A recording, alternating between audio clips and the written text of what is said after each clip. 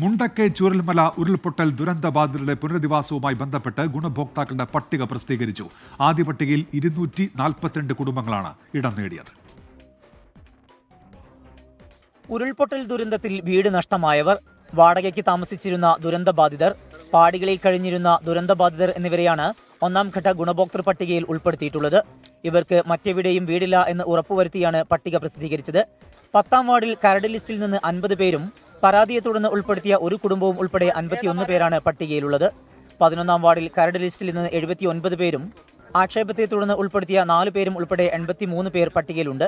12ാം വാർഡിൽ കരട് ലിസ്റ്റിൽ ഉൾപ്പെട്ടിരുന്ന 106 കുടുംബങ്ങളും പരാതിയെ തുടർന്ന് ചേർക്കപ്പെട്ട 2 കുടുംബങ്ങളും ഉൾപ്പെടെ 108 പേരുണ്ട്.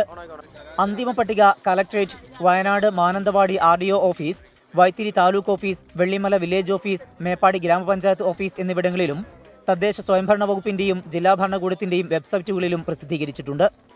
ദുരന്തബാധിതർക്കായി കൽപ്പറ്റയിലും നെടുമ്പാലയുമായി നിർമ്മിക്കുന്ന ടൗൺഷിപ്പിൽ ഇടം നേടേണ്ടവരുടെ അന്തിമ പട്ടികയ്ക്കാണ് ജില്ലാ ദുരന്ത നിവാരണ അതോറിറ്റി അംഗീകാരം നൽകിയത്.